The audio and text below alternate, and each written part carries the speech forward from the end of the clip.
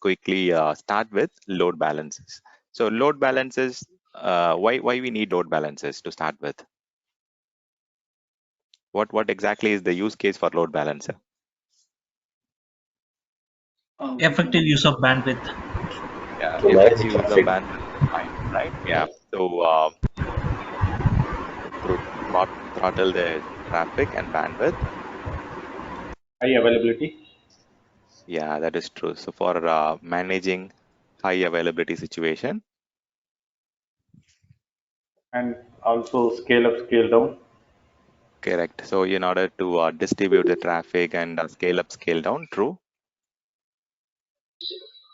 For netting purpose. Okay, for network address translation. Very good. You can say load balancing within servers. Yeah, that's the primary thing, right? The name itself says it's a load balancer, right? It is going to balance the load across different backend instances. Load balancing across or between the backend systems. If you have more than one systems acting as a cluster or acting as a group of system providing an application service, we are not only improving the high availability, definitely like we are increasing the high availability here. We are improving the availability of the services by adding more servers to a particular application.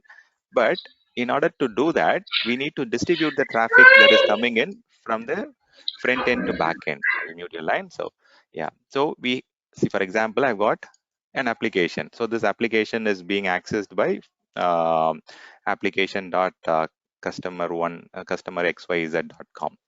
Okay, so this is the application we are accessing, and for this application, if you have multiple servers providing the service like server 1, server 2, and server n, we have got multiple servers that are acting as a group of systems for this particular application. When the end user access this particular application, they will be accessing using a fully qualified domain name or a specific domain, right? When they hit this particular domain, their request should have to be passed on to backend systems, and it should also, the load balancer should also see which systems are currently having a lot of load and which systems are having least traffic. So there are some algorithms that also work in between, and the load balancer algorithm will make sure that it distributes the traffic to the specific system that is not being heavily used, right? So some algorithm, some load balancer will distribute the traffic in a round robin way. Some load balancer will distribute the traffic in a kind of least connection system. So it depends on load balancer, which load balancer we are talking about. So Azure also has got multiple load balancer option. Even you can use the native Azure load balancer, or you can go for third party KEMP, or you can go for some whatever load balancer is of your choice. Okay, so load balancer, primary purpose of the load balancer is to balance the load from the end users to the backend systems that is providing the application service. Okay, that is the main purpose of load balancer. It is going to deliver load balancing, number one, and it is also going to help you achieve high availability for your system. And as Bala highlighted, it also helps you to instantly add and decrease backend systems, right? Because like we have a group of systems here, and if there is a particular sales that is happening, or if there is a high year-end processing that is happening, which demands more systems to process the traffic, or if there is something that you are launching newly, and there might be unusual request, so unusual number of requests, then you can go and add more servers for during that particular tenure. And after that, maybe after the year-end processing, or after the sales is completed, you can go and reduce the number of systems. It helps you to instantly add and remove the servers on the back end. Okay, so in the load balancers, generally it can be used for public facing, meaning it can be used for internet facing users, the public users, whoever is on the public. So anyone is authorized to use Google, right? So anyone can go and okay, so it's open for general public. Or maybe there might be some specific sites which are only restricted for access from specific private organization. So it can be internal, which is like private only, private facing, or private internal only. load balancers. So when it comes to these two categories, public load balancer and private load balancer, the public load balancers has to be carefully created and well thought deployment. The reason I say that, since the load balancer is getting exposed to internet, you should always have a closer watch on that. The reason I say that, there are chances this load balancer can allow traffic which is vulnerable to impact your environment. So always we might have to think about protecting it a little more further, either by disallowing some unwanted ports and the basic things, right? And on top of that, generally public load balancers in a larger organization, they would like to have some kind of application firewall or a web application firewall or some kind of protection, firewall protection in front of the load balancers. Okay, so always the public load balancer, whenever you create a public facing load balancer, you always have to discuss with your firewall team or network team and understand what kind of protection mechanisms we are going to have. But for the internal load balancer, we need not spend a lot of money to protect it. Rather, you can just try and safeguard at the network security group level or at the network level, whatever possible. You can try and limit the lateral movement of the traffic. But if you're exposing the load balancer, because load balancers operate at the layer 4, right? Everyone knows that. So in ISO OSI model, they are different layers, and this one operates at the transport layer, right? So a lot of data is getting transported at this particular layer. We have to be very careful when you deal with this is like the technology layer which you're talking about, right? ISO OSI, the application, presentation, session, transport, all those things, right? So this operates at the layer 4 in the ISO OSI model, and it helps you to distribute the network traffic across backend system. So distribute network traffic across the backend systems. The backend systems can be two systems. Like only when you have more than two or more systems, then comes the traffic distribution. If you have got only one server, then there is nothing called load balancing or distribution or whatever, right? So only when you have multiple systems on the backend, you have to go and do it. And this load balancer, people think it only distributes the traffic. It is not the only thing that it does. It also does natting, patting, and also it also does some kind of monitoring of the backend load. Okay, so it also does monitoring. When I say monitoring, which systems have got how many number of connections, or how much load the backend systems has got, which are the systems that are acting properly. It will also go and do a health probe, whether that machine is properly reporting back on that particular port number, or whether the machine is online. So all those kind of health probe, either at the TCP level or at the ICMP level, it will definitely go and do it. And this particular load balancer, it is mainly used for Azure virtual machines and primarily the cloud services in your Azure platform. Just give me a second. Okay, yeah. So load balances, people will ask about how the pricing is being measured. So whenever we talk about Azure load balancer pricing, so it is based on the amount of data that the load balancer processes. Okay, so amount of processed inbound and outbound data. Okay, and also number of load balancing rules that you configure. So whenever you go and configure more and more rules, you have to be very careful that it is going to add up additional cost for you. But the health probe, the backend system group creation, all those things, that isn't going to add any cost to you, but you have to be a little careful about this. So when it comes to a load balancer in Azure, as I told you, it can be either internet facing, or it can be private only, which is like internal only. And we also have other options which we need to kind of explore.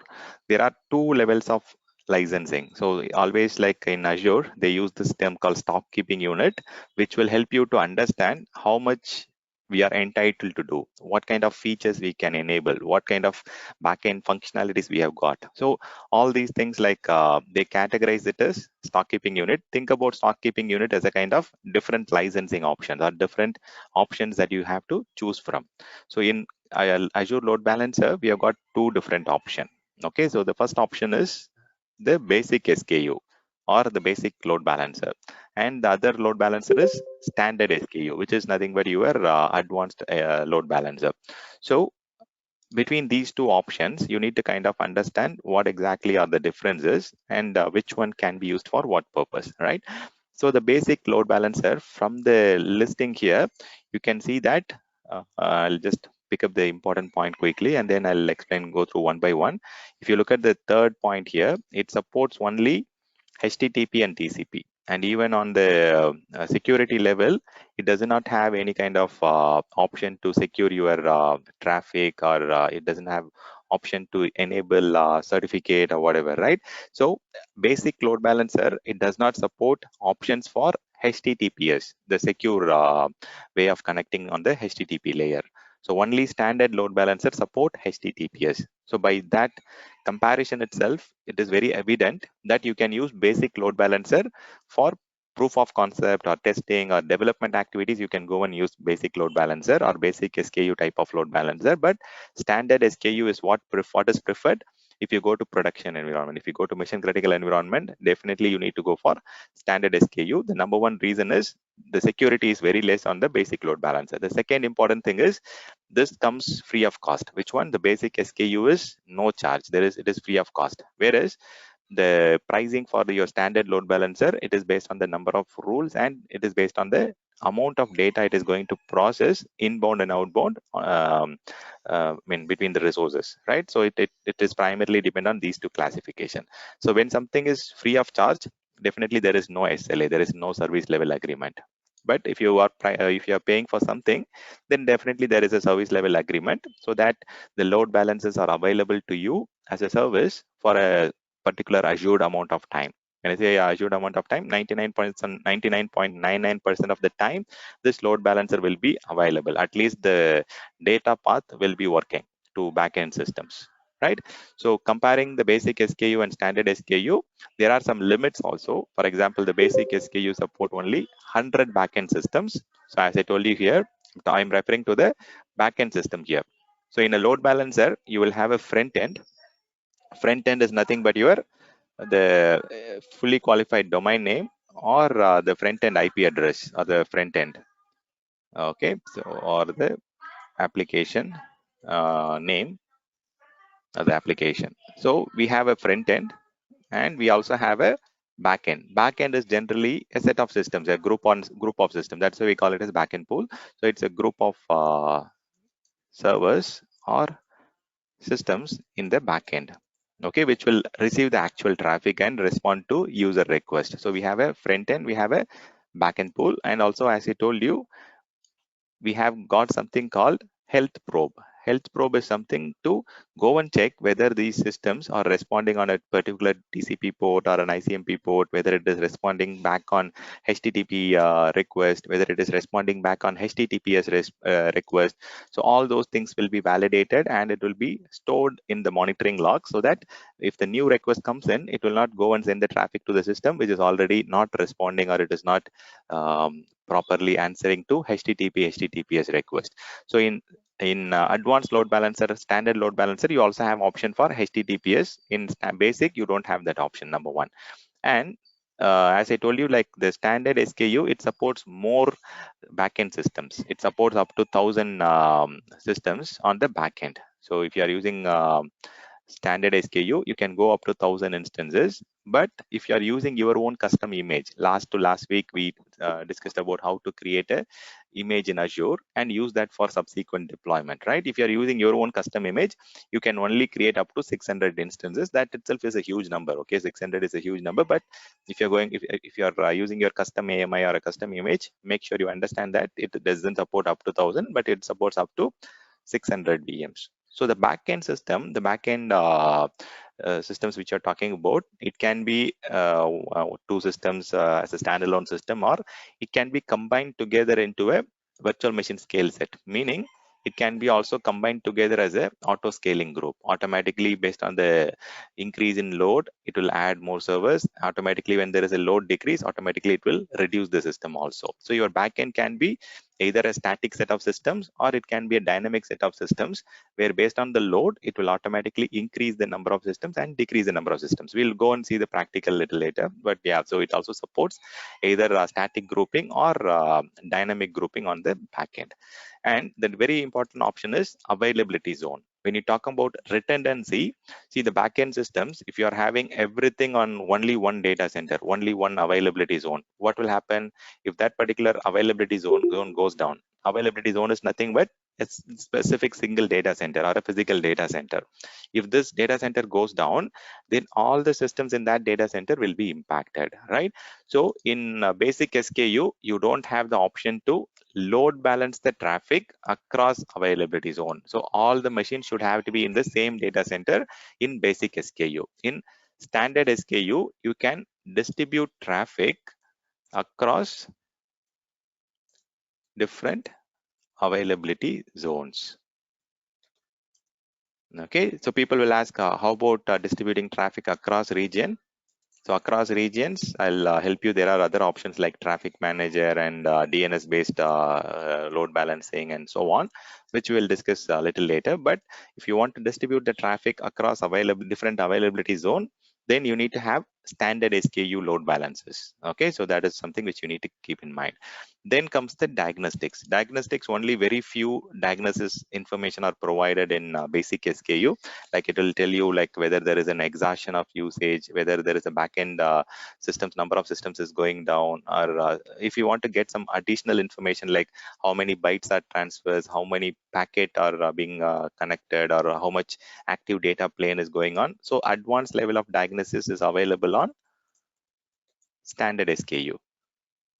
Okay, so you don't get detailed information on basic, but in standard SKU, you get the detailed amount of diagnostics information.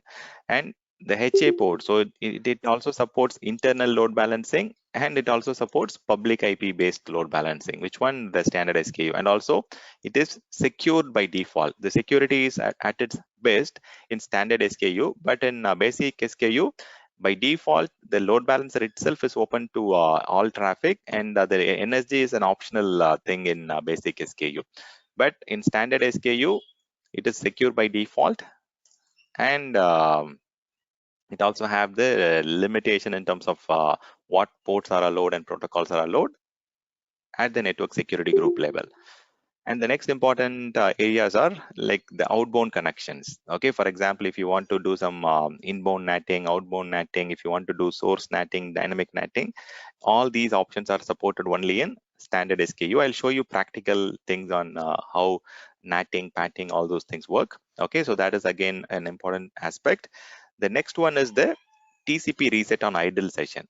So for example, in basic SKU, there is nothing called reset. For example, if someone is connected to your application and they are not actively using it, it will stay connected forever. It will be there in the customer time to live, as well as on the catching, it will be still there. But here, there is a TTL in standard SKU, how much time the session can prevail, or how much time the connections can be made available. There is a time to reset actually. Okay, there is a time to leave at the TCP level.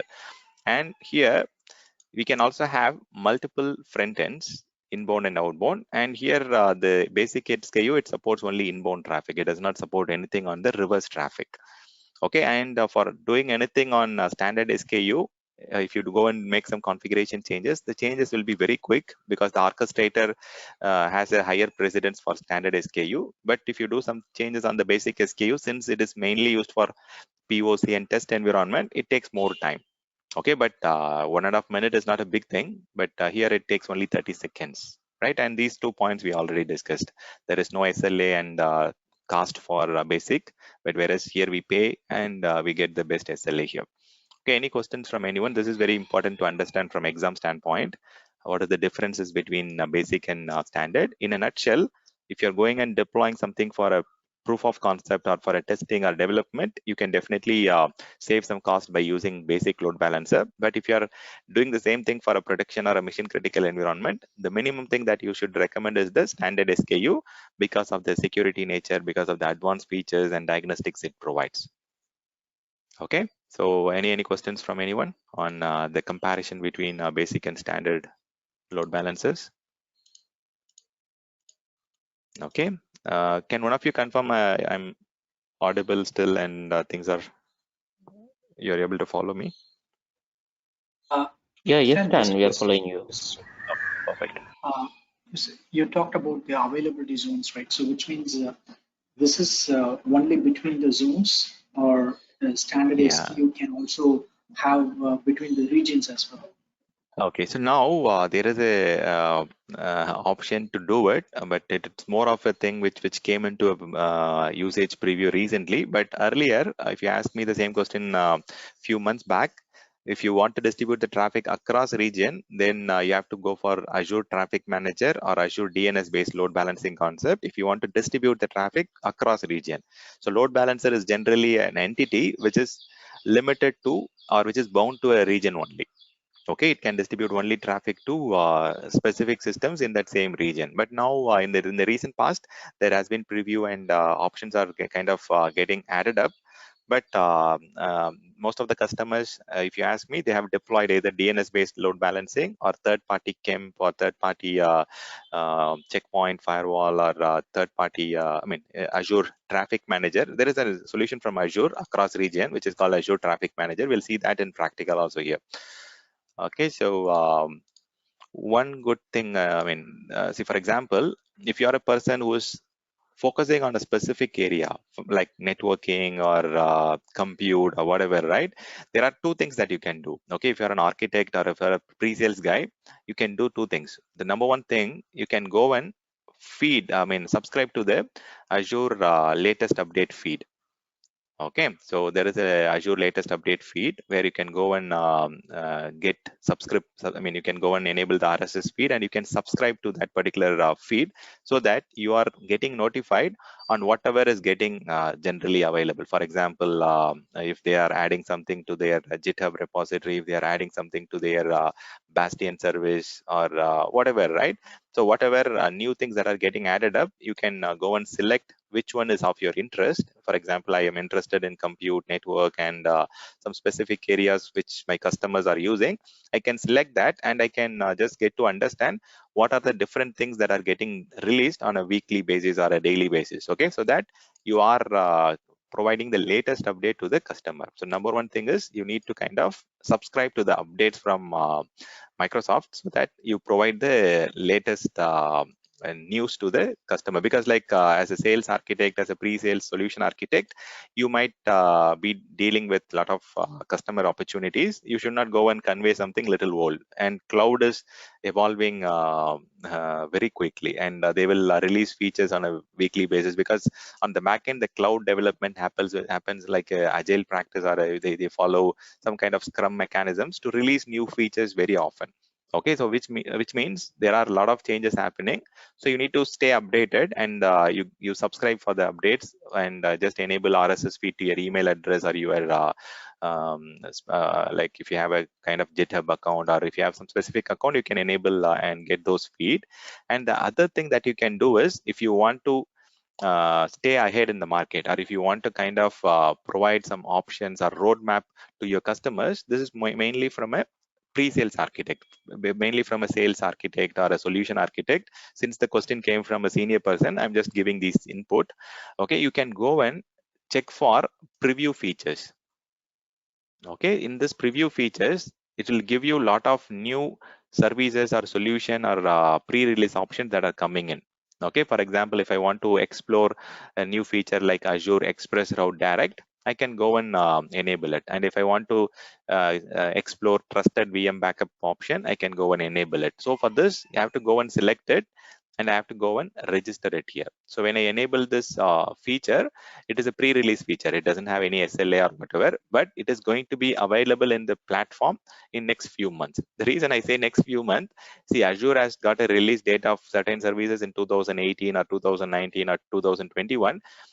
Not all the services come alive very immediate. I mean, not all the services will come alive immediately, because there might be a lot of bugs or a lot of things that goes on the back end. So all these are projects which are currently in pipeline, and Microsoft is working towards it. And if you want to just specifically look out for something on the network or something on the security or something on the compute, you can go and filter down, and you can just look at what are the different things that Microsoft is currently trying to do, whether they are trying to give us a live migration option or they are trying to give us force delete option.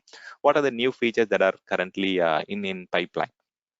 Okay, so that you can stay ahead of the competition, and you can also tell the customers that these are the things that it is coming, and you can keep the customers informed, and they will also be happy that they are working with a architect who is well informed about the new features updates that is happening. Okay, so that is what they are expecting, right? All the customers, you might have a weekly connect with them, and during that weekly connect, you can tell them, so this is what we are using, and there is a problem on this particular layer, and in the near future, we are going to get something which can help us overcome this challenge. Or that kind of conversation is what customers are expecting. Okay, in order to stay ahead, go and enable this preview features and test out, and also go and subscribe for the updates so that you get to understand what are the new things that are getting released. Okay, the reason I told that, Ganesh, today I might give you an answer which might be on date today, but next week, if you talk to the customer in cloud, it might not be the same. Right, so that's the reason I told you that two important points. So you always have to think about cloud as a evolving thing. You can say, like, based on the current understanding or based on the current situation, this is the thing, and in the future it might change, or it might drastically come up with new features or new functionalities. And also always if you want to have some clarity, talk to Azure support agent and get more details, because like some features they have dropped also in the past. Okay, they will try a lot of things, and then at the end they will feel like, oh no, this cannot be achievable, and they have closed some features also in the past. Okay, after customers, Okay, sir. I mean, yeah. Yeah. Yeah. So in AWS, we call it as service beta program. Okay, so we call it as service beta evaluation or service beta program, where the customers, or what we call the organizations like IBM or TCS or DXC or whatever, they get an opportunities. They are all partners, right? They are all service provider. They get the option to go and evaluate certain new features and functionalities in the service beta program. So in AWS, it is a little different way of evaluating, but here we get the option to go and select the preview features. We can opt in and opt out based on our customer requirement. Okay.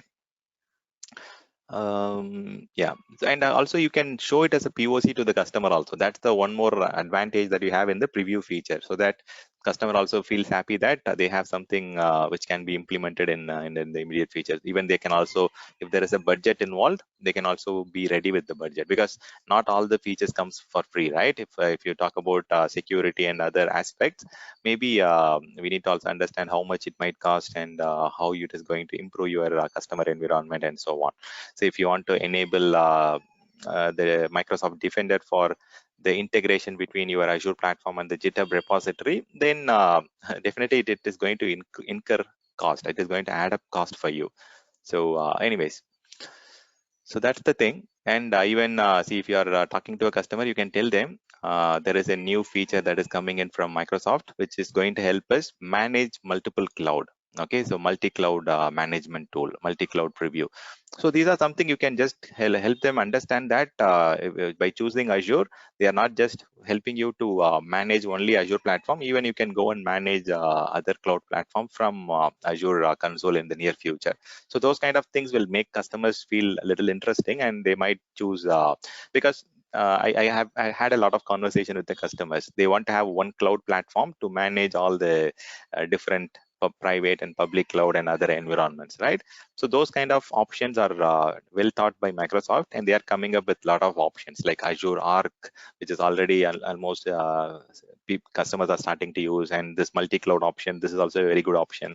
So a lot of things are evolving, a lot of things are coming in in the pipeline. Okay, so getting back to our topic here, the load balancer topic. So load balancers are mainly for achieving high availability, or for getting your services available for the end users by having backend systems, by having a group of backend systems, and by distributing the traffic to the backend system.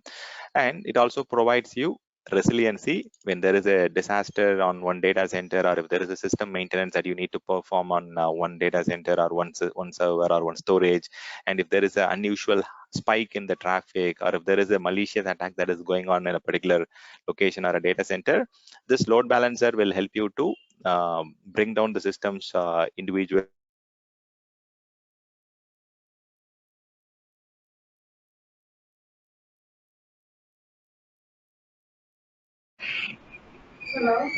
Stanley, we lost you, actually. Unable to hear you, Stan.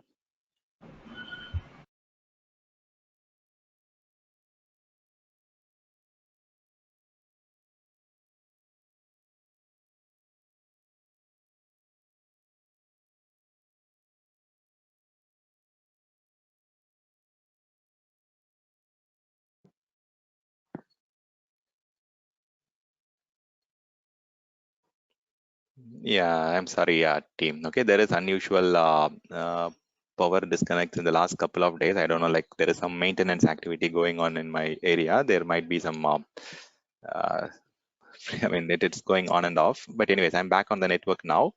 Okay, there was a brief power disconnect.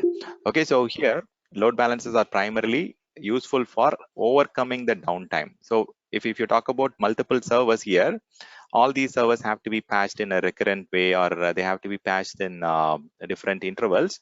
So if you have patching schedule, if you have some 5 servers, you can patch each of the server in different weekends or different time, so that you don't bring all the systems down. So this is not about distributing traffic on the backend. It also helps you to bring down the systems as part of your patching activity or planned or maintenance window or whatever you want to do. You can actually do it in a phased manner, so that your systems are taken down into maintenance in a phased manner, so that there is no impact to the application. So load balancer is mainly to distribute the traffic, and very important thing that you need to understand is there are these different component. You have got a front end, you have got a back end, got a rule that will help you to configure which request has to go to which backend systems and so on. I'll show you those things in practical. Okay, so let's see those things in practical now, and let me go and show that. And before that, let me see Stan, if there is any other. Go ahead. regarding that virtual machine scale state auto scaling, you told that we have dynamic and static, right? Hmm. If it is dynamic, it will be automatically increase and decrease. If it is Correct. static, in the sense how that it will be You have function. to add more servers and delete the servers manually. Oh, okay, okay. I'll show you how to do that. So you have to manually manage the backend systems. If it is a dynamic auto scaling group on the backend, it will increase and decrease the load. So that is the best way. But the other thing is you cannot have control on the cost. Okay, in Okay. which scenario we will go for static? So that's what I'm Is it? telling, right? So if customer is very keen on cost, they will they want to limit the number of servers on the back end, and they want to keep a tap on how many servers are getting created and deleted, so that they don't end up. See, there might be certain cases if there is a unusual traffic suddenly because of legitimate traffic or illegitimate traffic, maybe some malware or something is hitting your machines. There might be some robots or some bots that can also be written to hit your backend systems, right? So in such Yeah. cases, the traffic will enormously increase, and the auto scaling will go and add more servers in such cases, and the cost Okay. might erroneously increase. Is there a Yeah. backend Okay. noise, team? From my side, sorry. No. From my side, is there any background noise? No, Stan. Your voice Okay, is clear. okay. Okay, Stan. Okay. Start. Yeah, Yeah, see, go ahead, actually, when you Mahesh. mention like the external load balancer can be configured, whether it could be a software or the hardware load balancer. So, whatever you mentioned the features, it belongs to the software-based load balancer or the physical one.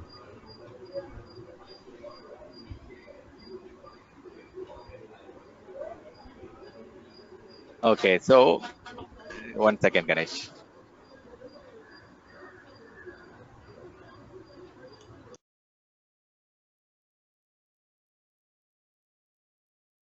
Okay, hopefully the election will end this week and I'll be free from this noise.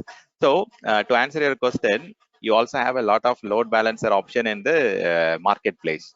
So in cloud, it's all virtual appliances. There is nothing called physical options as of now. So it's all software load balancers, either the load master or Ishlangu or Kemp or whatever, the global server load balancer. So these are all software based load balancers. Okay, there is nothing called physical load balancer that is made available in the cloud as of now. Maybe the future might be different, but as on date, you can go and choose the native load balancer from Microsoft Azure, or you can go and choose something from the marketplace. So today we are going to start with this load balancer, but in the next upcoming classes, when you go and discuss the app services and all those things, we'll discuss the traffic manager, friend door, and application gateway. There are 4 options of load balancing services, even within Azure inbuilt options. Okay, and if you're asking me about the other options, there are hundreds of solutions that are available in the marketplace. Is your question different Okay. or? Yeah. Yeah. Correct. But is it yeah? So when you mention like the external one, so the external factors are belongs to the only the software based load balancer, not the physical ones. Meaning, can you come again with your question? See, actually, you mentioned like we have an option to choose the external load balancers.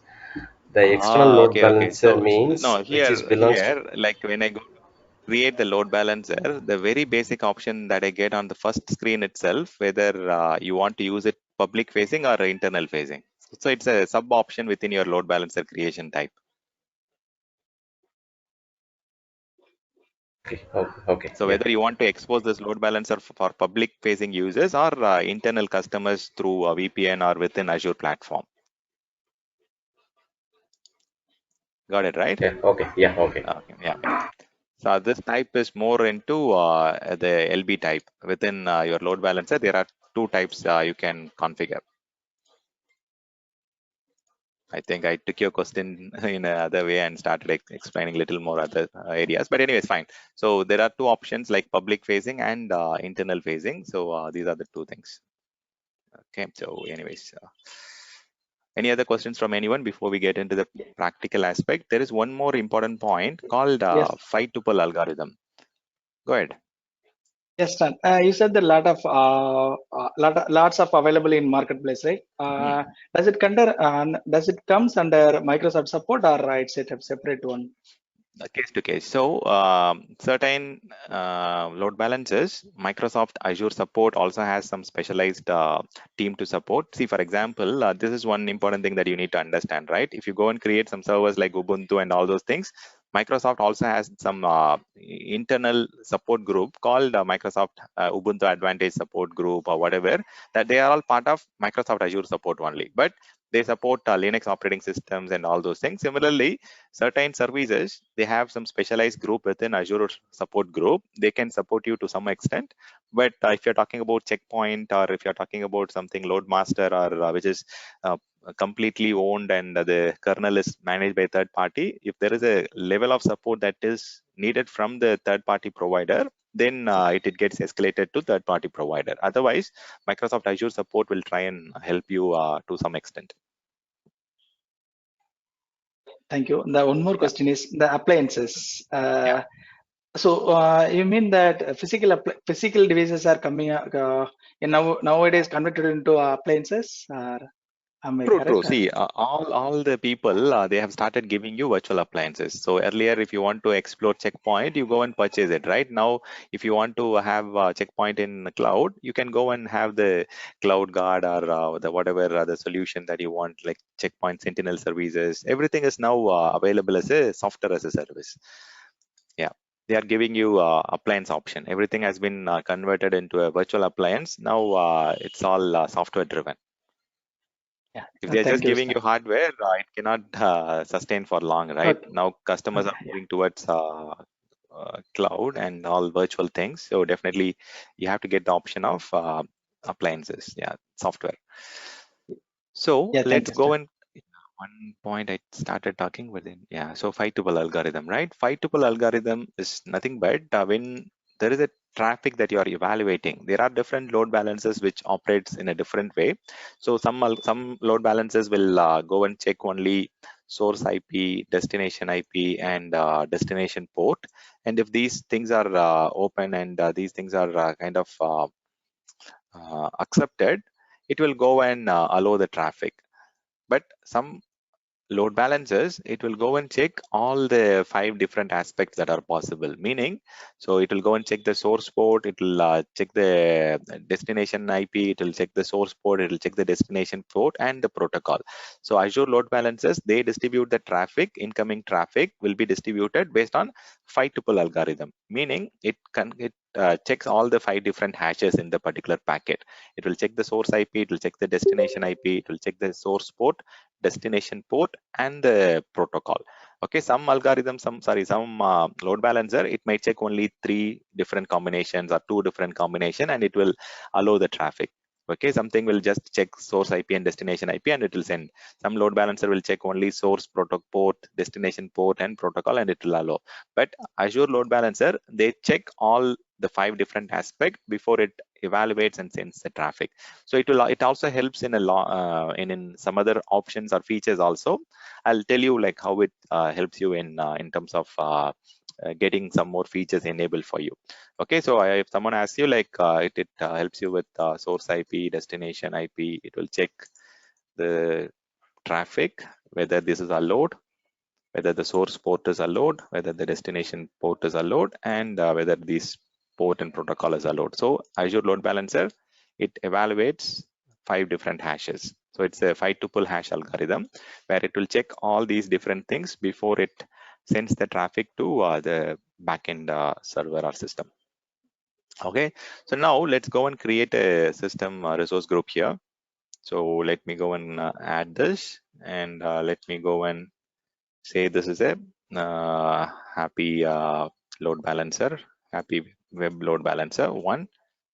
And so this is where you have to be a little careful. So whether you want to go for a standard SKU type. So for all production workload, Microsoft is clearly recommending this. So for any production workload, always choose standard. For any testing, POC, or development, then you can go and choose the basic workload for training. And if you want to save some cost, you can select basic SKU. And this is the next tier, whether you want to go for public or private load balancer.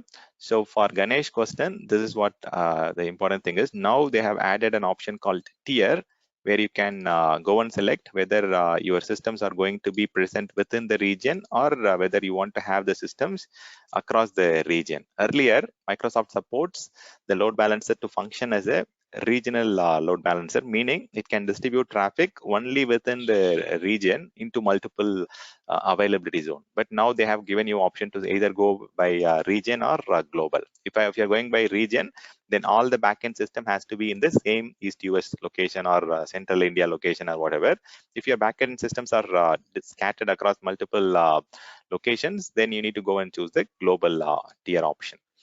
Okay, so now here I'm going to choose the front-end IP. Front-end IP is where the end users is going to access. So as I told you, you will have a front-end, you will have some back-end systems. So now I have to go and give a front-end IP address for this particular load balancer. And I can go and purchase a public IP if it is internet facing.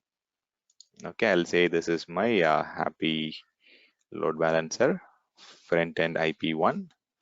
And I can go and choose if there is any free IPs here. Okay, or else I can go and create a new public IP address. I will say I want to have happy public IP. So happy load balancer public IP1. So if you want to have your backend systems across zone, then you can select zone redundant, so that your backend systems are redundant across your zone redundant public IP. This is for your front end.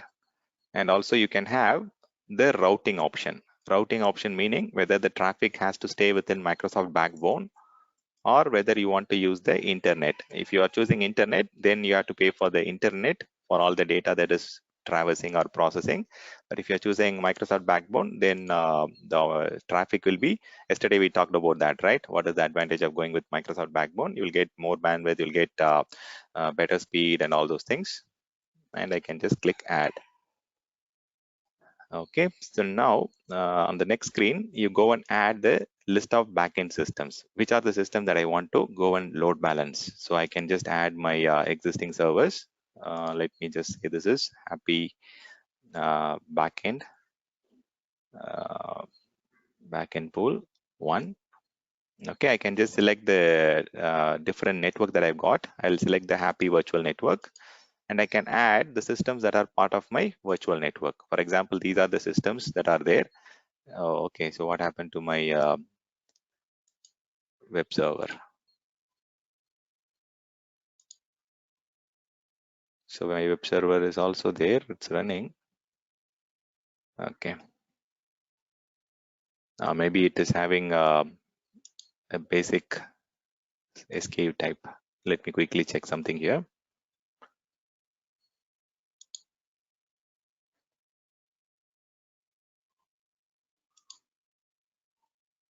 Okay, it's all on, settings is fine.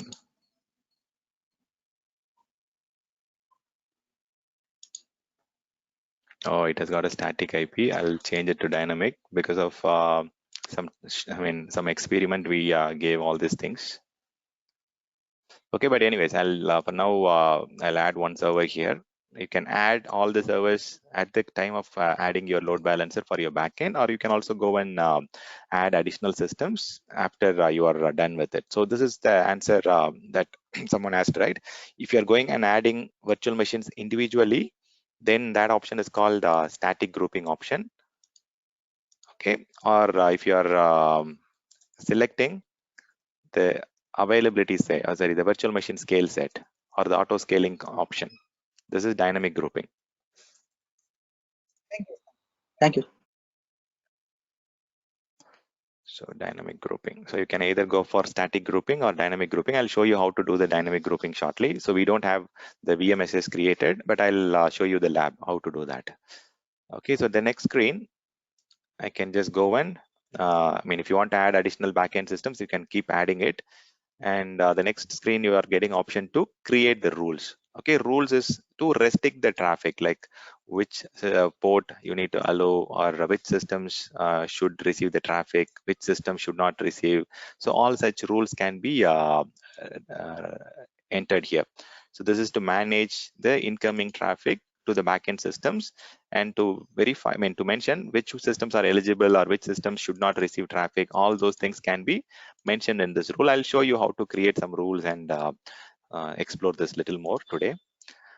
Okay, and next we go to the outbound. Outbound is again this source NATing. I'll explain what exactly is SNAT, DNAT and all. Okay, don't worry. This is for outbound. Okay, I'll explain it shortly. And let's review and create it for now.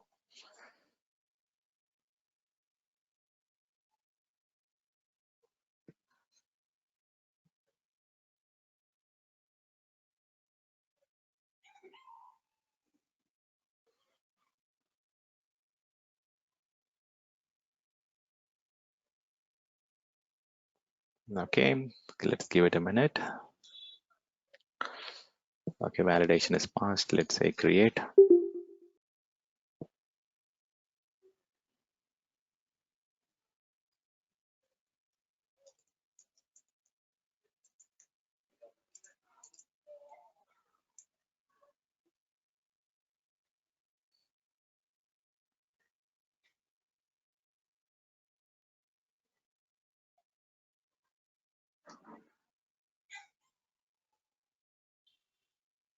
Stan, I have one more question. Yeah, please go ahead. Regarding that load balancer, we can use only in virtual machines or app services, like if you Yeah, you can use it for see, there are a lot of different solutions, right? When you talk about load balancer, as a sub option within load balancer, then it is restricted to be used with virtual machines and scale sets and so on. But we have got 3 other load balancers, right? Traffic manager is there, application gateway is there, we have got front end, we have got the front door. So those things can be used for different services. Okay, it says deployment fail, and at least one resource deployment please in the game. So let's say there are error. Yeah, answer is Azure load balancers support all the different things, but it is actually you have to use a different solution. Okay, it says NIC update.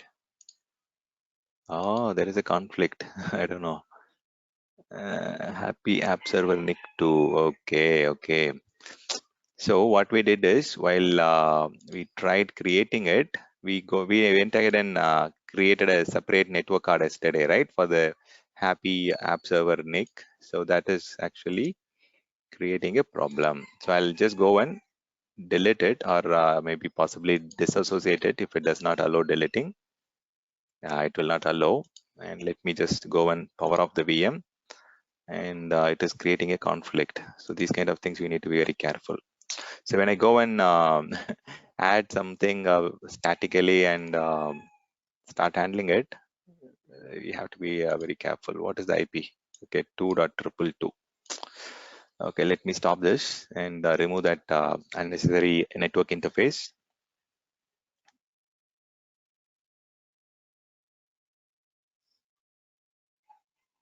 Okay, while we do this, any idea like what exactly is all about SNAT, DNAT?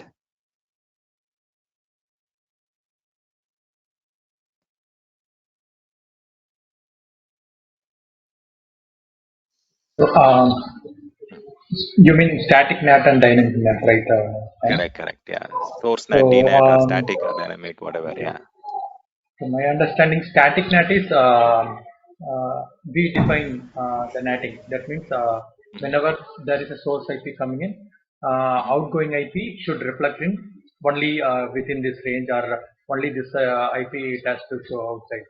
Whereas in the Okay. dynamic NAT, the system itself design or show some IP randomly. That is what my understanding. Okay. So here we are slightly talking about little different concept. Maybe whatever you said is right, but that is for static and dynamic. Whereas here we are talking about which is something called source NAT and DNAT. Let me mute your line and I'll explain that quickly. This is important to understand, especially when we talk about load balancers. So source NAT, and from the name itself, it will help you to distinguish it. You are using it, we are using it on a regular basis, but we don't know where exactly it is happening or how exactly it is being used. Okay. See, for example, source NAT. It is generally used for changing private IP or port into a public address. So this is mainly to convert private to public IP. Meaning, for example, you have a server 1 or you have a system user who is connecting from a desktop, and when they go and access the internet, generally how we do in the environment, we have a kind of network firewall device, or we in some smaller or mid-size organization, they might have a squid proxy server, or like it might be a proxy server or a IAS server or whatever, right? So they might have some intermediate system that will help us to filter which particular URL I can hit, or which particular internet site I can hit, or I can go via the internet gateway. There might be a lot of devices which can act as an internet gateway. It can be a network appliance, or it can be a physical appliance, or it can be a software appliance, where it will decide what IP address I can hit and what systems I can hit. So if someone, for example, I will say xyz.com. If I'm going and looking at this xyz.com log, I will not see all these system IP address, but it will say all these requests has come from this particular public IP. So this particular firewall device or this particular appliance, it will convert the incoming private IP, and it will modify the header and footer, and the traffic will be translated just like the traffic is originating from this device. Okay, it translates the source IP address, and it helps you to access the internet size using this particular public interface. Okay, it changes the private IP address of the machine, and it will help you to access the internet site using private to public conversion. So here it translates the source IP. That is what source NAT is all about. It is used to change the source address of the packet. It changes the header and footer or whatever on the changes source address of packet. Okay, so this is the maybe like it can work on both TCP and UDP. It supports both headers. Okay, in general, it allows multiple hosts on the inside to access the internet as one particular IP. That's the general use case. Okay, I will capture it as an example. Allows multiple systems or hosts on inside to access internet or outside. Okay, so here when the NATing will be performed, the SNAT will be performed. The SNAT will be performed only after the internal filtering or routing is happening. The routing can be done on the L3 switch or it can be done on the router, but the SNAT is generally performed after the routing decision is made. Okay, it is performed after filtering or routing decision is made on the L3 switch or the routers. Okay, so if in this case the destination IP is maintained and the source IP address is getting changed. So in the packet, only the destination IP will be, only the public IP will be monitored. So the client inside LAN is not at all getting exposed. Okay, so here the client internal LAN IP is not getting exposed. So the other opposite. Proxy, Hmm? sorry. So proxy, earlier it was the one that we used to do it, right? Correct. The Okay. proxy is the general one that we used to have, the Squid proxy or Yeah. ISA server in Yeah. Microsoft or Yes. IaaS or whatever, right? Yeah. So so the next one is the destination NAT or the DNAT. DNAT concept is just opposite to it. For example, if you look at Microsoft Virtual Machine, how we are accessing it. So we are connecting to public IP and it is translating to private IP of the VM. That is how we are accessing it, right? So when we access the VM here, we go and pick up the public IP and we access it. And on the backend, it goes and connects to the private IP of that system. Okay, that's what has been happening, right? So I'll detach this network interface. And so this is the public to private. Just example, I showed you, right? The virtual machine connection, or if you want to access some website, see, I'm hosting a website on a private VM here. And the load balancer generally acts as a DNAT option by default. So it will receive the traffic, and the load balancer might have the public IP here, and the request will hit the public IP, and the load balancer will distribute the traffic to the private IP on the backend systems. Okay, it translates the IP address of the internal servers, and it protects the private IP is protected, but on the other end, the companies only public IPs are getting exposed. It's not the backend systems. The backend systems IPs are not at all known to anyone. Okay, so here again, the decision is made before the routing decision is made. The load balancer or the routing device actually makes the decision after the DNAT. Okay, so that's the other important thing. So it is performed before routing decision is made, because we don't know which system we are going to connect it, but still the DNAT will happen prior to that, before that. Okay, so the public to private conversion. So maybe a lot of organization are using web access firewall, or they are using some network firewall, which will do all these decision making and so on before even we allow the systems or allow the website to be accessed from outside to inside. Okay, this is the outside to inside concept. I don't want to get too much into it, but you need to understand these things, okay? Because the more you start exploring load balances, you need to understand those two aspects, especially the source NAT and the DNAT. So now you guys are clear, right?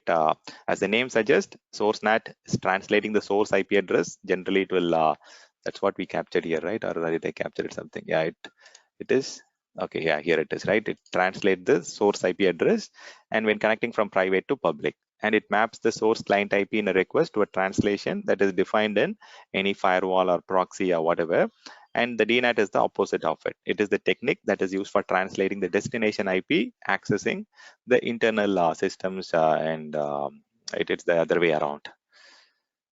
Clear?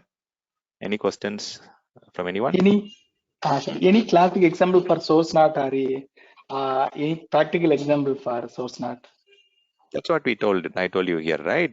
Even Bala reiterated this. We have some squid proxy systems in your on-premises environment where all the users will get connected to the internet, and internet will only see the squid proxy IP. It will not see the internal systems IP. And similarly, the network firewall, when there is a big IP or when there is a checkpoint firewall, the external systems will only see the public IP interface here. So this is where the public IPs are configured, right? On the checkpoint firewall or on the proxy systems. So these systems will have only private IP. All these systems will not have public IP, but still it will be able to access the public internet sites using the internet gateway or proxy systems or network firewall or big IP or whatever system, right? That is the classic example of source netting. Okay, Stan. Yeah. So DNAT is generally performed on the DMZ layer. Okay, so we might have a demilitarized zone where you will have a lot of public facing websites and so on, so that you actually have a secure. Okay, there is one. There is one site I can just tell you. It's called Tutorials Point or something. There exactly you get a lot of more details. Anyways. But generally NAT is, right? NAT is network address translation. So you are translating either public to private or private to public.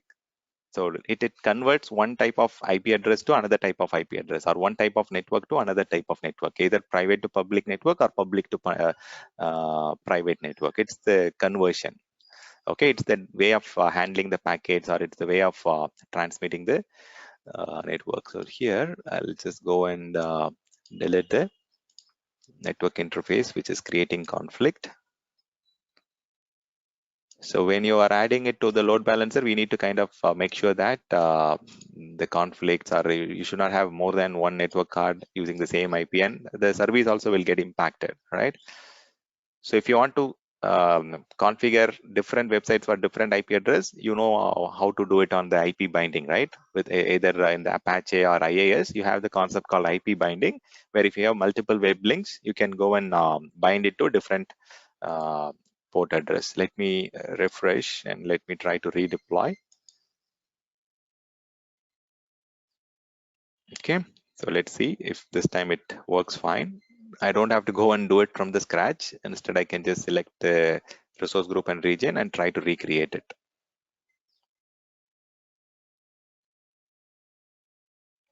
Okay, this time validation is succeeded.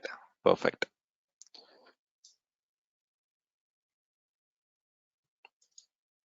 Okay, let's wait. So there are more than one ways to add systems into the load balancer. See, when we go and create VMs, for example, I want to go and create a new VM. And when I do this, I can select all the resource group, and I can give, this is app VM2. This is for my East US app VM2. And I can just go and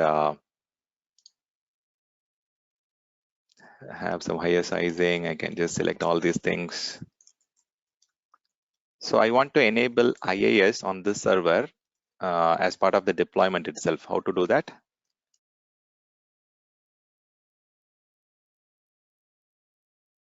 Okay, I'm going to allow port 80, that is fine. Okay, but I want to install some specific roles or some specific features, or I want to run some specific script. What are the options available?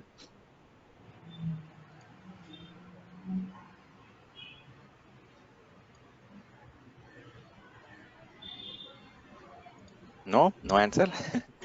So I showed you a couple of options, right? One of them is to either use the extension option, where you can go and use the custom script extension, or you can use the cloud init option. There are more than one option, right? See, please practice, okay? So if you're not practicing, then these things you will not remember.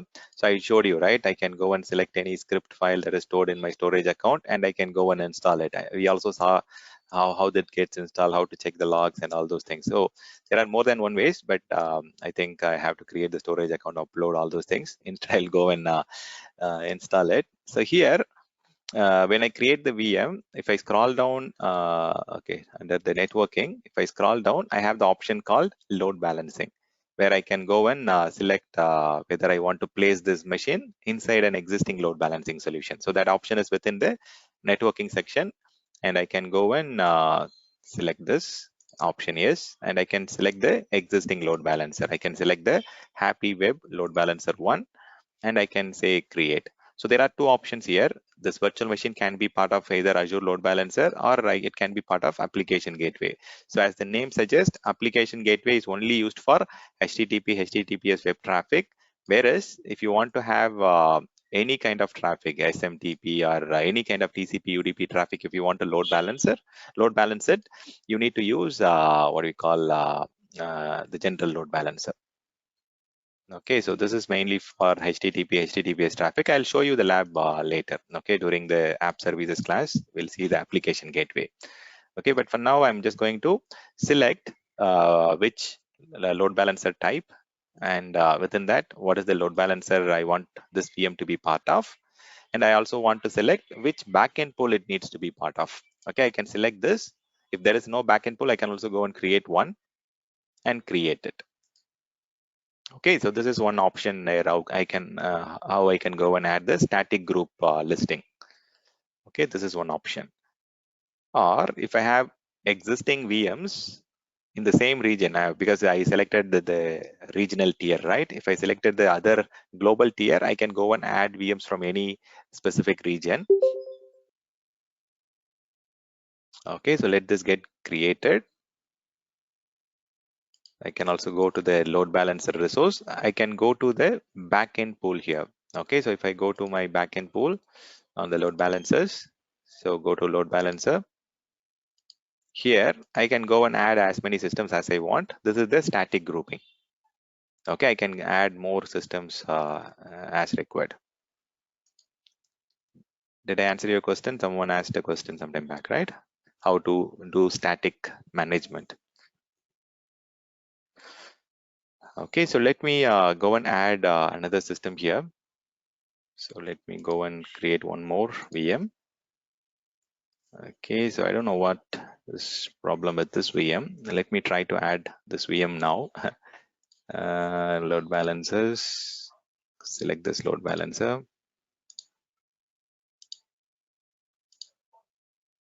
Okay, let me try to see. Okay, it shows me DB only. Yeah. Okay, Magendran. So let me, okay, this is Nick IP address. Okay, that's fine. Okay, let me see why it is not allowing me.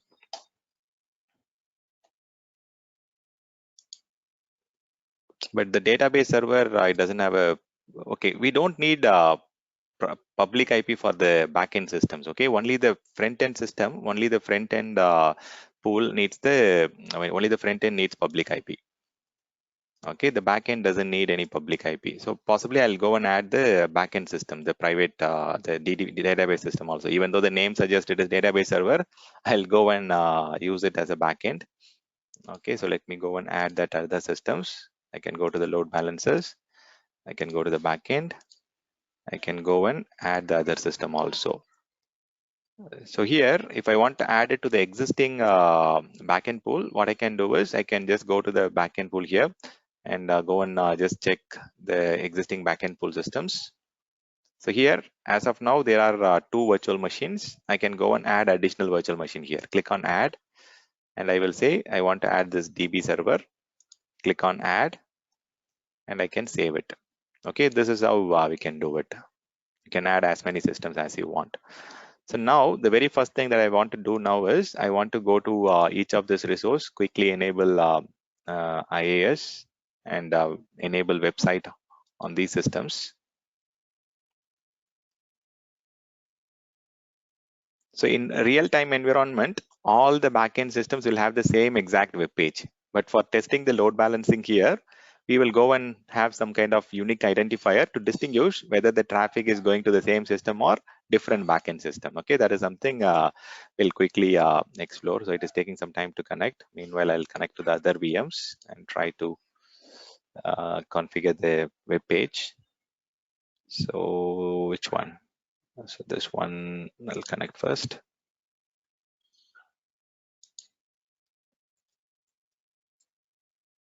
So while I connect, any questions?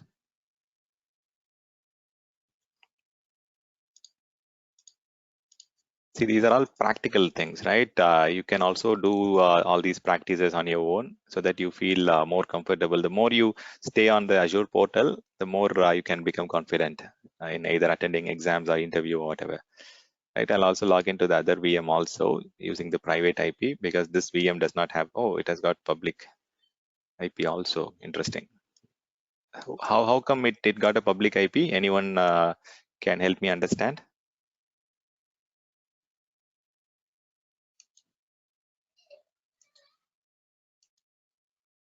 Any idea? Why? I mean, I did not add public IP for database server, but suddenly I could see a public IP there. Black So the magic, load huh? balancer. Very good. It's under load balancer now. So once the systems are added to the load balancer, all the systems that are part of the load balancer will start seeing the public IP of this. I mean, you can see the same public IP on all the servers. See, after a few minutes, even this will change there. See, whichever systems I've added to the load balancer, all those systems will start getting the same IP address. See, this is also showing the same load balancer IP, which is 5234. Similarly, this server is also showing the same public IP 5234. So when you add all the systems backend of a load balancer, the public IP will get updated with the load balancer IP. Very good. So that's a very good catch. Okay, so good. So 172.16.3.4. So that's the only thing we did, right? Everything what you're doing, we are doing it together. So that's the way you need to relate it. Sorry, 172.16.3.4. Very good number, but where exactly is the typo? I went at comma.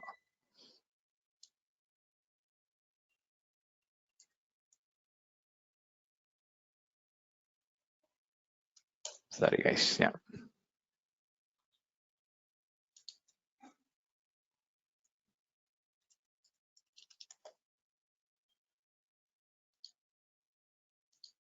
Okay. While this is logging in, I'll also close this. I'll go and enable the firewall so that it doesn't stop me from accessing the website.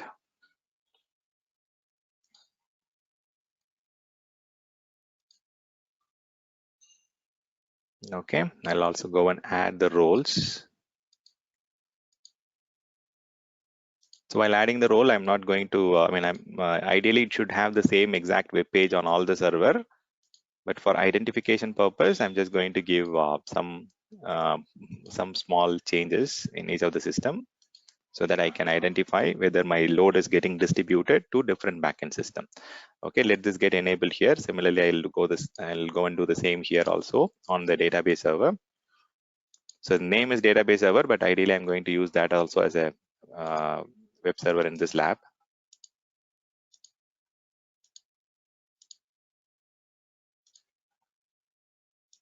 Okay, let me add the role.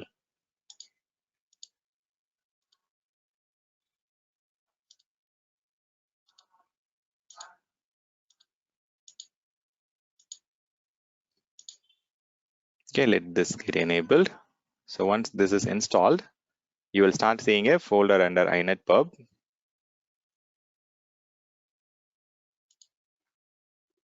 Okay, in your C drive, you'll see a new folder. Here you'll have the default page under www route. Okay, I can go and edit it. I will say this is the app server. Okay, so app server 2. Just for my identification, I'm just adding this thing. Okay, so otherwise every server will show the same exact web page, right? So just for my identification, I'm adding a note there. This is part of my app server too. Okay, let me close this and let me check this server. Here also, I'll go and add some denoter.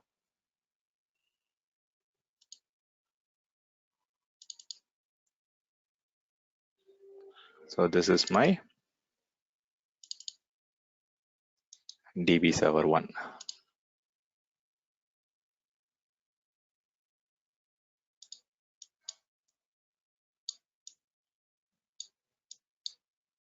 Okay, perfect. Now let me go and check whether all these systems which I've added are open to 80 port. Otherwise, the response will not come, right? So I'm on the DB server. Let me check the port network security. So only RDP and 1433 is allowed. So we have not allowed the 80 port. So we need to make sure that we are allowing the HTTP traffic on these systems. Otherwise, the load balancer will not be able to distribute the traffic to the backend. It will show the system is unhealthy because it is not open on 80 port, right? So similarly, I'll check the other two systems also. This one, I guess it's already, no, it is also not open to internet. The HTTP traffic.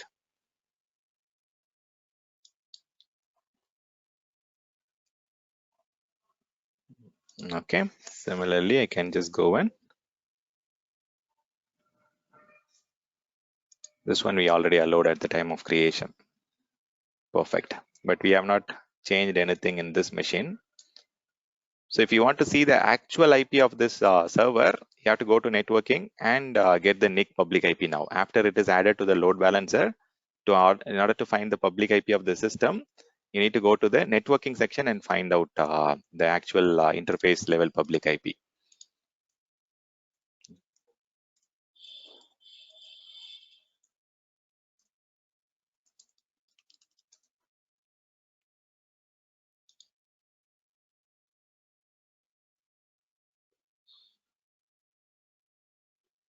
Okay, this is app VM2. This is also one of the server part of that load balancer now.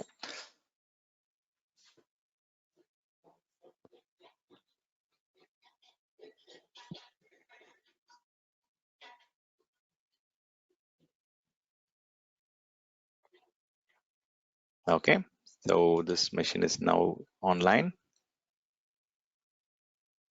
Go to server manager. Say yes.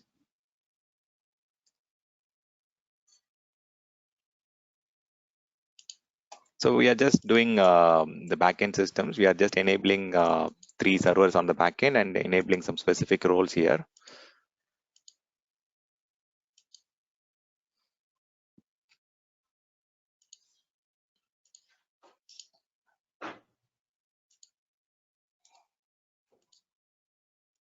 So ideally, we can just disable the private only. That is what it is involved in this particular setup.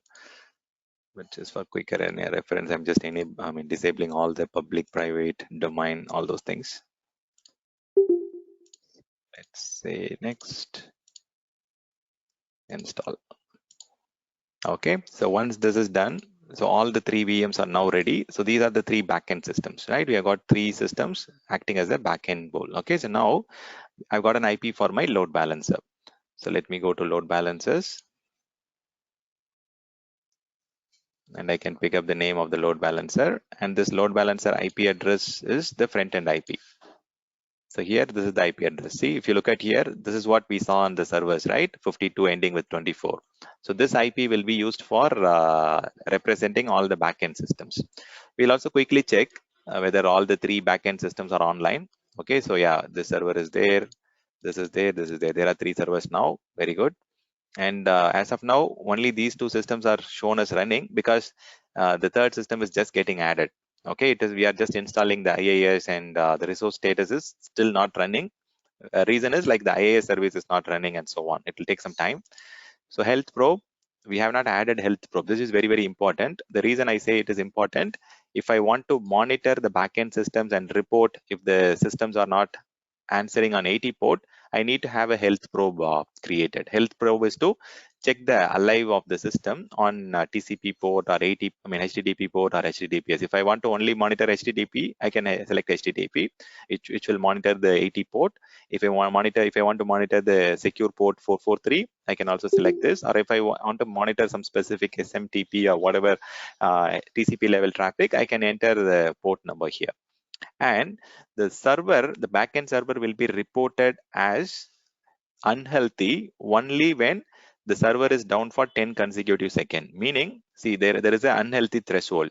So there are 2 consecutive failures, and each failure should last for 5 seconds. Only if the machine is not available for continuous 10 seconds, it will be marked as unhealthy, because some systems might have some network challenges, or some locations or some regions might experience some smaller network glitches.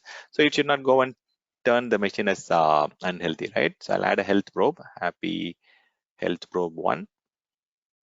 You can also change it. Okay, you can change the consecutive failures. You can increase and decrease the threshold if you are seeing a lot of issues. But in cloud, we don't have to worry too much. In on-premises, we generally need to think about this a little more deeper, because, like, for example, some remote locations or some sites in Africa, they are all mostly unstable in the network level.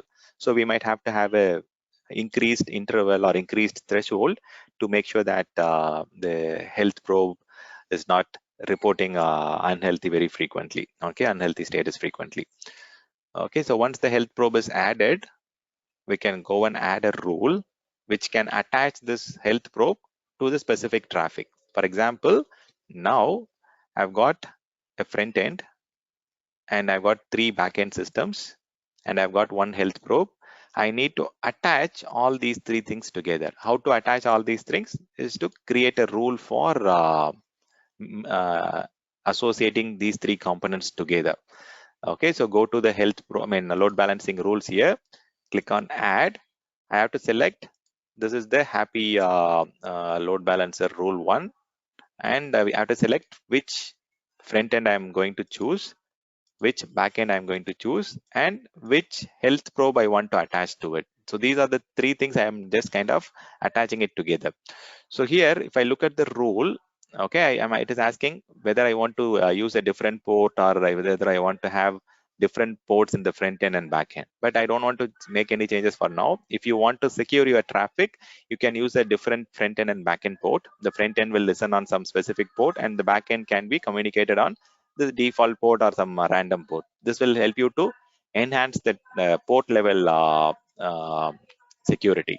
Okay, here I have to select which health probe I want to use for monitoring the traffic. To monitor the 80 port traffic, which health probe I want to use? I want to use this health probe.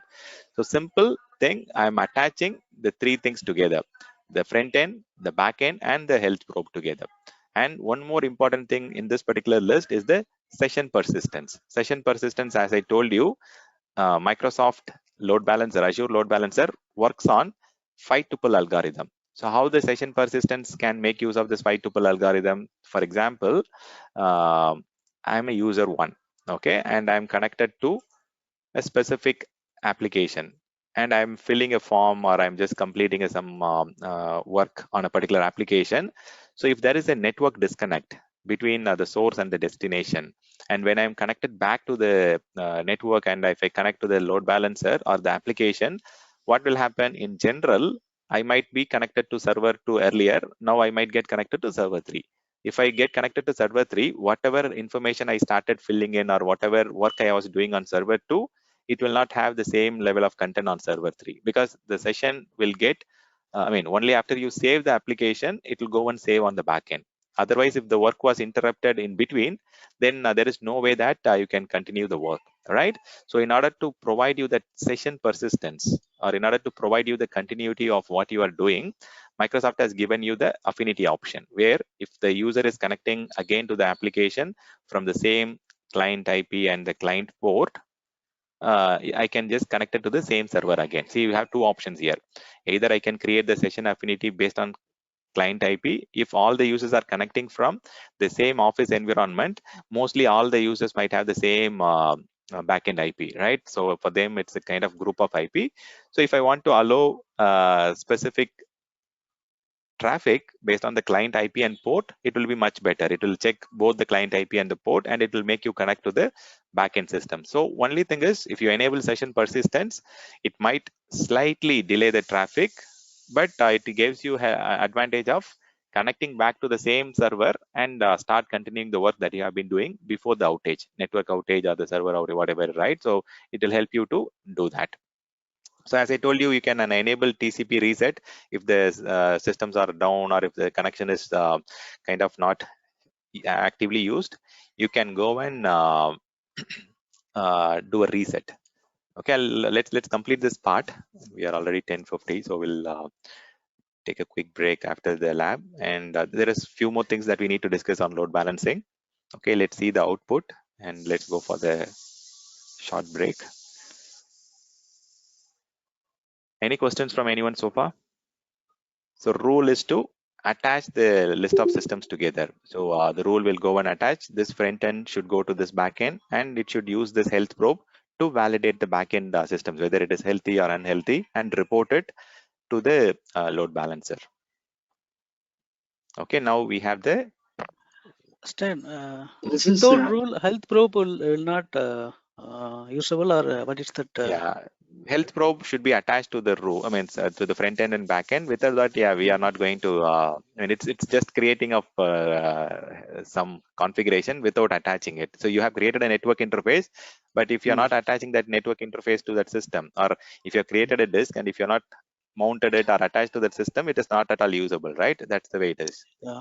Oh, okay, okay. So we need to create rule and we have to include it in Correct, that correct. rule. You need to Okay. include that rule to verify which port we need to monitor and so on. So I'll just Okay. go ahead, go ahead. What is the question? Someone also started talking. yes, Stan. This application VM2. So Azure load balancer is always active, or it also can do active passive, right?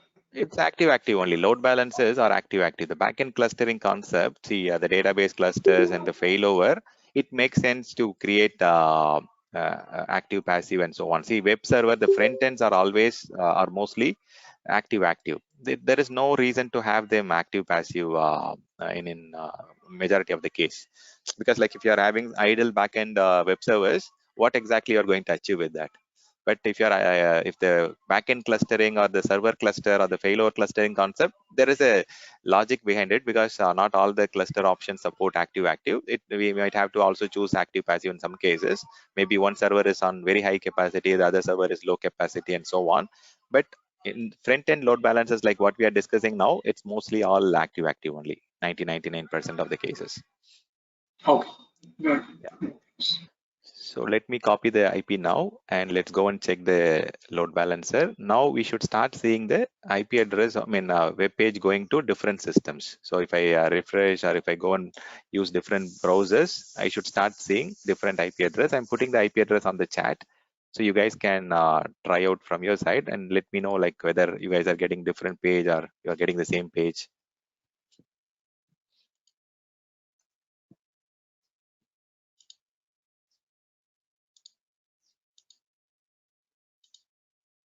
I can open up a new incognito window in my machine also here. I get DS. Yeah, it's going to DS1. Yeah, same here. Yes.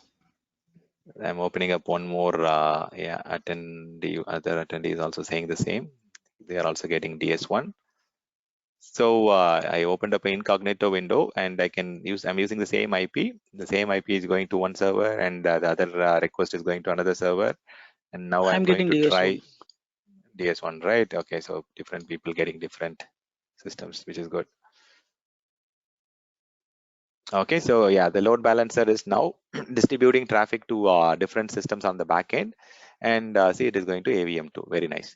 So so that's the load balancer, right? The users will be connecting to the particular IP address or the FQDN, but their request will be redirected to multiple backend system based on the number of users hitting it or based on the amount of load, right? It's majorly to distribute the traffic. So just for identification purpose, I'm having different identification here. Otherwise, in real time, all the backend systems will have the same exact page, and you'll be seeing the same exact form and all those things. Okay, with that, we'll go for a short, quick break and come back. Okay, and any questions? I'm here for 2 more minutes before I open up the break.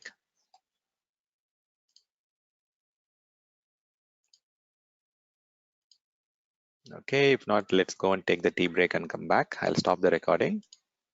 This conference will now be recorded. Yeah, so before the break, we saw the practical for the load balancing. So on a very high level, you understood, right? If you have a web application or an application service that needs to be highly available, we generally go and create a group of systems that will form the cluster, right? It's a group of systems that will be there for an application. And if you want to distribute the traffic to all these backend systems, you need a load balancer in between, right? That load balancer purpose is to distribute the traffic to the backend systems based on the usage, based on the current utilization. Okay, so now let's take one another scenario, and let's talk about a little more advanced concept within this load balancer. Okay, 1 second. We started this recording, right? Yeah. So now people think that load balancers can only be used for the application level traffic. It's not the case. Whatever we are talking about, it's a network load balancer, right? We can use it for any protocol, especially the load balancer that we are now discussing about can be used for any purpose. Meaning you can also use it for distributing traffic on SMTP or whatever TCP UDP port that you would like to transmit. Right, so load balancer doesn't directly interact with UDP or application layer or TCP. It can be used for any scenarios, okay? Any application scenario, or it can be used for terminating any request or any particular handshake. See, I just generally give an example on the advanced load balancer concept, where you can also merge NATing and patting together. So NAT, just now I explained, right? What is the difference between source NAT, DNAT, and all those concepts? So patting is very much similar, but it is at the port level, port address translation. When we created a rule, we got the option to select which source port you want to use and which backend port you want to use for your system, so that you can allow, you can disallow people from getting the actual port numbers and getting inside the system. So we can have a backend different port, and front end can be in a different port. So all those things can be done. But besides that, you can also merge natting and patting and implement different solution. See, for example, we had a requirement a few months back where we had a customer where they've created multiple gem servers. Okay, gem server 1, 2, and 3, and so on. And what they want to do is they want to use specific gem server for specific support teams. Okay, so they've got multiple gem server, and out of which they want to group these 6 or 7 gem servers into a specific requirement. For example, the first 2 gem servers, they started using it for VMware and some specific Intel group, and the second set they started using it for some Citrix and virtual desktop support groups, and so on.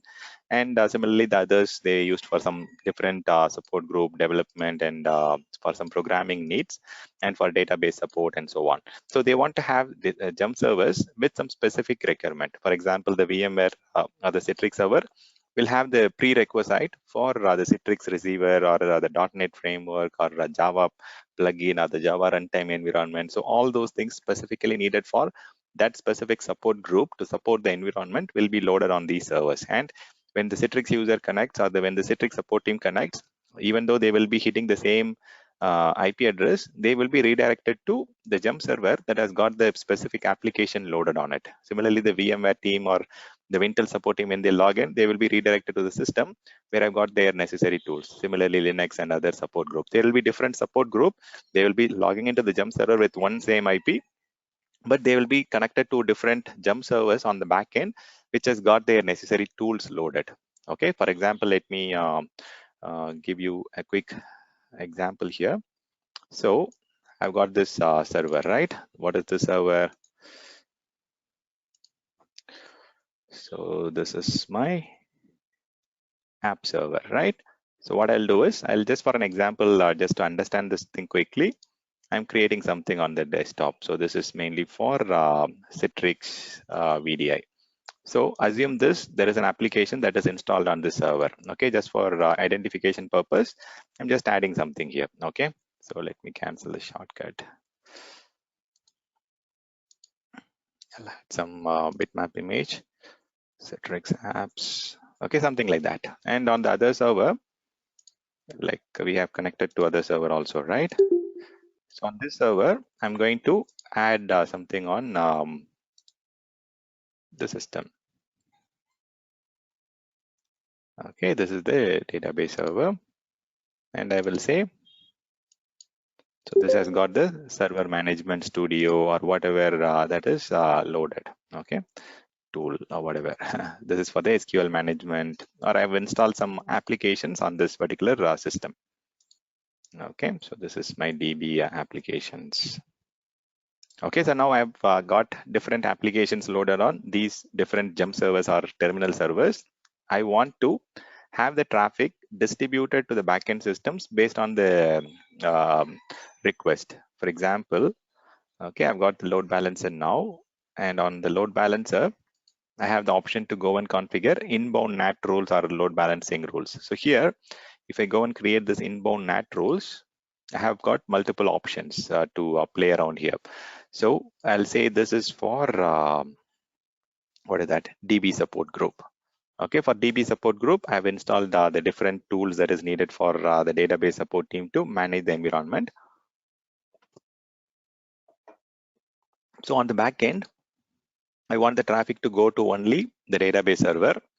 And similarly, if there are multiple network IP address configuration on that system, I can distribute to different IP address configuration, but it is only one.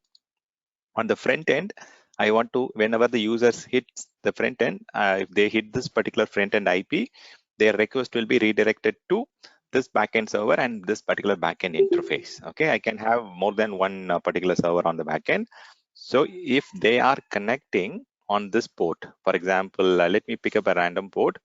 I'll say 555 or whatever number. Okay, so generally the port number is RDP number is 3389, right? I will say this is 888 or 48s, and I want to use it for a specific service, whether I want to use it for a database or whether I want to use it for SMTP or FTP or MySQL or whatever. I can use it for any TCP UDP protocol.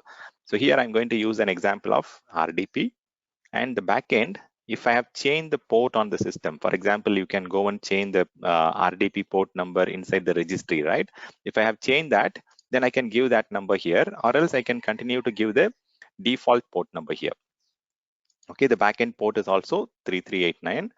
Okay, the front end port is 888 or 48. Okay, and let me go and okay, timeout is fine, TCP is fine, and this should be okay. Let me add this inbound rule. Okay. So now I'm also doing a port address translation here, not just the front end to back end IP address, also not at the network level alone, even the port is getting translated here. So I'm submitting a request and I'm just adding a NAT rule. I'll also go and add one more rule for VDI support or Citrix support so that they can connect to the jump server, which has got their own tools loaded.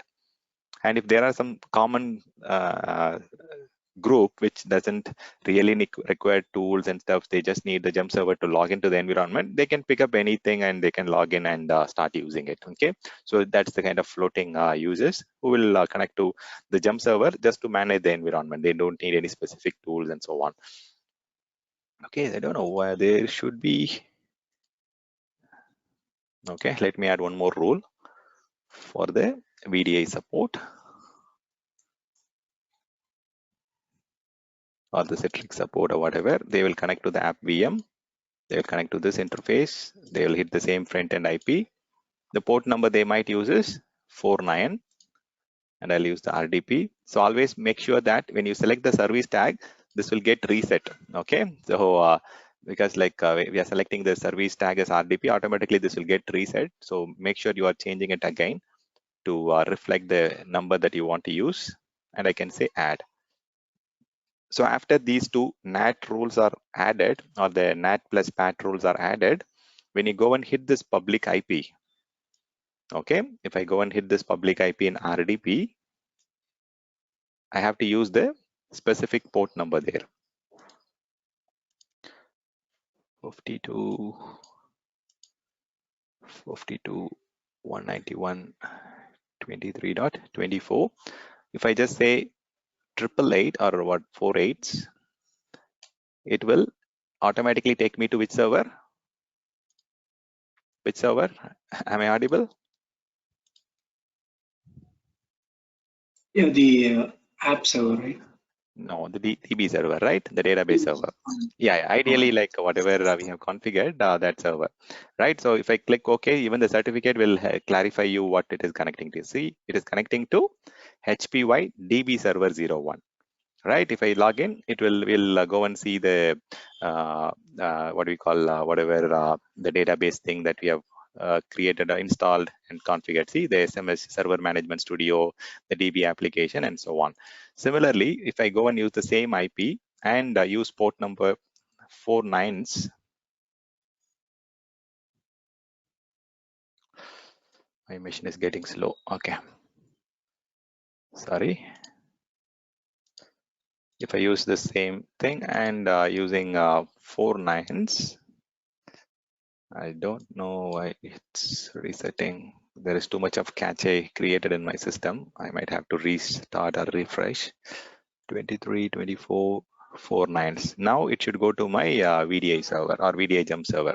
So ideally, different support units might have different requirement. In order to handle that particular ask, you can deal it in load balancer level also. So the simple thing that I want you guys to understand, people think load balancer is just to load balance the HTTP and HTTPS traffic, not that. Okay, application gateway is specifically for distributing application traffic, but these load balancers can be used for any different use cases. See, it is going and connecting to the app VM2, which has got all the VDI and all those Citrix related applications loaded for the support team to support it.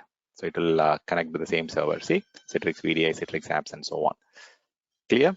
So think about load balancer as a kind of a device or a appliance that distributes traffic to multiple backend systems based on NAT logic as well as PAT logic. Clear? Any questions so far? Yeah, sometimes we get to discuss little more advanced things just for people to understand the concept. Okay, so when you practice these things, you get to understand it a little more deeper. But on a theoretical level, what we have discussed about what exactly the load balancer is used for, and what are the different SKU, or what are the different type we have got, the standard SKU and the basic SKU, and what kind of algorithm it uses to verify the hash and then distribute the traffic. And also we discussed about the different things that are involved, the front end, back end, the health probe, and the rules, right? Okay, what else? Okay, so these are the things that are involved. Any questions from anyone before we move on to the next topic, DNS zone?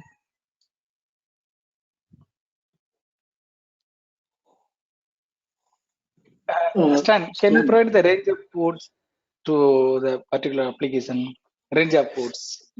No, see, if this is not IP address, right? Port is a port. See, for example, if you're talking about responding the answer in a range of ephemeral ports, that works by default. You need not mention it. But if you want to access a system,